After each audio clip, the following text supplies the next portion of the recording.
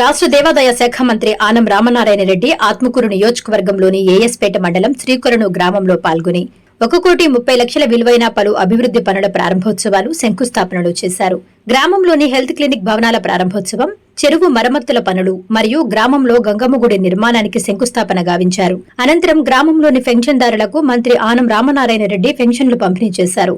గ్రామంలోని మొత్తం 305 పెన్షన్లకు గాను 12,86,500 రూపాయలు లబ్దిదారులకు అందించారు. పెన్షన్దారులకు క్రమం తప్పకుండా 1వ తేదీ ఖచ్చితంగా తమ ప్రభుత్వం పెన్షన్లు అందిస్తున్నామని, ప్రభుత్వం అందిస్తున్న ఆర్థిక భరోసాతో పెన్షన్దారుల కళ్లల్లో ఆనందం చూస్తున్నామని మంత్రి ఆనం తెలిపారు. గంగమ్మ ఆలయం శంకుస్థాపన అనంతరం ఏర్పాటు చేసిన సభలో 1,75,000 సీఎం రిలీఫ్ ఫండ్ చెక్కులను మరియు గ్రామంలోని నలుగురికి బ్రాహ్మణ పెన్షన్ పంపిణీ చేశారు. తమ ప్రభుత్వం ఏర్పడిన 2 ఏళ్లలో సంక్షేమ పథకాలపై ప్రత్యేక దృష్టి గావించి అన్ని వర్గాలకు కావలసిన నిధులను, అవసరాలను అందించామని మంత్రి ఆనం తెలిపారు.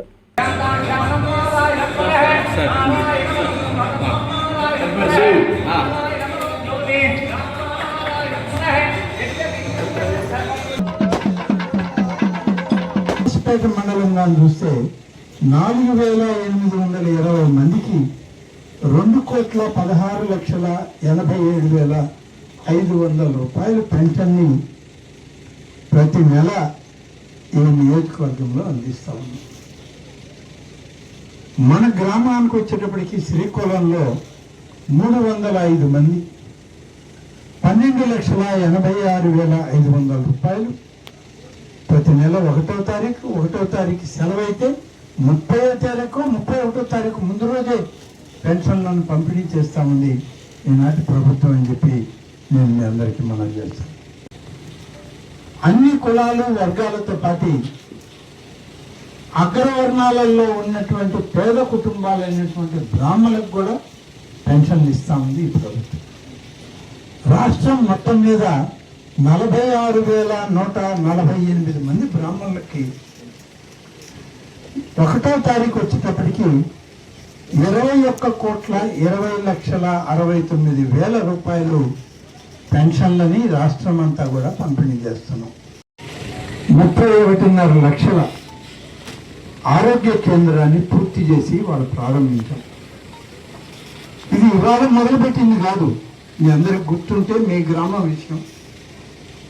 గడిచిన ప్రభుత్వంలో 17 లక్షల రూపాయలతో మొదలుపెట్టి డబ్బులు సక్రమంగా ఇవ్వక ఈ గ్రామంలో ఉన్నటువంటి అన్ని వర్గాల ప్రజలకి మంచి ఆరోగ్యం ఇస్తామన్న మాట చెప్పి 17 లక్షలు ఇచ్చి చేతులు దొరుకుకొని ఆసుపత్రి నిర్మాణం ఆపేసి వెళ్ళిపోయిన ప్రభుత్వం అదైతే, ఇప్పుడు ఆ 17 లక్షలకి మరొక 14 లక్షల రూపాయలను కలిపి ఆసుపత్రిని పూర్తి చేసి, పూర్తయినటువంటి ఆసుపత్రిలో డాక్టర్లు, నర్సులు, మందులు ఇచ్చి ఈ గ్రామంలోనే కాదు గ్రామానికి ఉన్నటువంటి మదర గ్రామాల్లో కూడా పూర్తి స్థాయి ఆరోగ్యం ఇవ్వాలి ప్రతి కుటుంబానికి అని చెప్పి 31.5 లక్షలతో ఆరోగ్య కేంద్ర భవనాన్ని ఇప్పుడు ప్రారంభించి ఆ డాక్టర్లు, నర్సులతో మాట్లాడి రావడం జరిగింది. 1 లక్షల రూపాయలతో సిమెంట్ రోడ్లు వేసాం, వాటిని కూడా ప్రారంభించాం. RRR పథకంలో ఈ చెరువే అనుకుంటాను, ఈ చెరువు సరైనటువంటి విధానంలో లేదు, బాగు కావడం లేదు, సరిగా వచ్చిన నీరు తూములు గుండా పారడం లేదు, కట్టదెబ్బ తినిపోతుంది అని చెప్పి, అంటే RRR అనేటువంటి ఒక స్కీమ్ కింద కేంద్ర ప్రభుత్వం, రాష్ట్ర ప్రభుత్వం కలిపి ఈ చెరువు అభివృద్ధికి 29 లక్షల రూపాయలు మంజూరు చేసి మీ గ్రామ రైతాంగానికి అప్పచెప్పడం జరిగింది.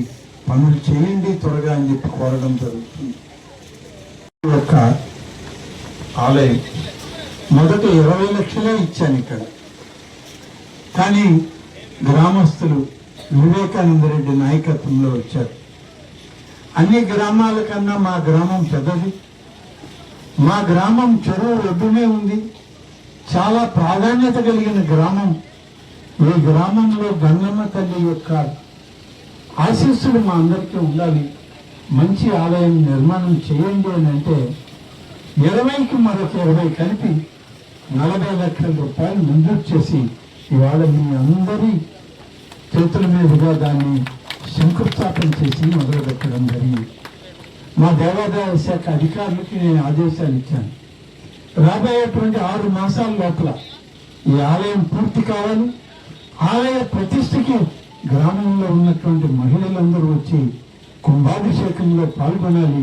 ప్రతి ఇంటి నుంచి మహిళ ఇక్కడికి వచ్చి ఆ తల్లి ఆశీస్సులు తీసుకోవాలి అని చెప్పి మా అధికారులకు కూడా ఆదేశాలు ఇవ్వడం జరిగింది. కాబట్టి ఇవాళ ఎంత అభివృద్ధి చేస్తూ మరియు Please subscribe SS News AP.